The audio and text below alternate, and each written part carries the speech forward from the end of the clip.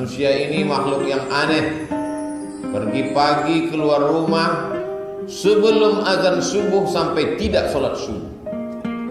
Pulang terjebak di tengah jalan yang ramai penuh dengan hiruk pikuk kota besar sampai tidak sholat maghrib. Sampai ke rumah lelah memejamkan mata sampai tidak sempat makan. Sehari, 2, 3 hari, sebulan menjadi setahun, menjadi kebiasaan. Akhirnya Allah bisa karena biasa. Meninggalkan sholat menjadi ringan dan meninggalkan makan tidak berkesan. Yang dicari apa? Uang. Setelah uang didapat, ternyata uang itu pun tidak sempat dinikmati. Diserahkan ke dokter spesialis, ke rumah sakit yang besar, megah dan mewah. Karena ternyata kecanggihan medis tidak bisa menambah usia, umur yang sudah ditetapkan Allah Subhanahu wa ta'ala. Manusia ini makhluk yang aneh. Tidak lagi ada rasa takut dalam hati, sehingga menganggap semua bisa dibayar dengan uang. Akhirnya dicarilah uang sampai mengorbankan Allah.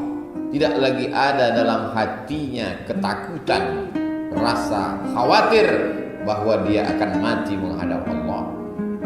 Akibat tidak ada rasa takut, lalu menghalalkan segala cara, masuklah makanan haram ke dalam perut. Sepiring nasi berubah menjadi setetes darah. Setetes darah disemburkan jantung naik ke otak. Otak yang diisi oleh darah yang haram menjadi gelap. Nasiatin, ubun-ubun.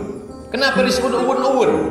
Karena otak bagian atas, bagian depan yang selalu berpikir menentukan arah kanan atau kiri. Apakah dia makan atau tidak? Maka pada saat itu otak yang diisi oleh darah gelap, darah haram, darah riba, darah korupsi, darah sogok, nasiatin, ubun-ubun, kazibatin, pendusta, pebohong, penipu, khatiatin, pelaku dosa. Lalu kemudian yang dosa tidak lagi dianggap sebagai dosa. Allah bisa karena biasa. Itulah ulah manusia. Setelah uang didapat, mesti dibayarkan kepada orang-orang yang menjerat dengan jeratan hukum. Terlalu panjang dan banyak yang mesti dibayar. Akhirnya uang untuk membayar tidak cukup. Masuk juga ke dalam sel penjara. Berawal dari putus asa, diiringi dengan depresi, stres, mati badan sebelah, tersiksa, berakhir dengan kematian su'ul khatimah. Nastapa, miskin jiwa manusia yang lupa kepada Allah Subhanahu wa ta'ala. Masih ada orang-orang yang mau datang ke masjid, padahal tidak ada Satpol PP, polisi syariah yang mewajibkannya datang ke masjid. Inilah nikmat yang besar. Nikmat besar bukan rumah yang besar, karena dia akan tinggal. Nikmat besar bukan mobil yang mewah, karena akan dibagi kepada ahli waris.